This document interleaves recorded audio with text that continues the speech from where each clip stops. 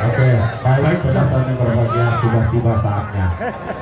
Sebelum itu, apapun kekurangan kami dari sampai dengan hari terakhir ini, sekali lagi apapun kekurangan kami dari hari pertama sampai hari ini, saya mewakili semua tim kerja untuk memohon maaf yang sebesar-besarnya. Semangat penonton game. Bila penunggu kami masih penasaran.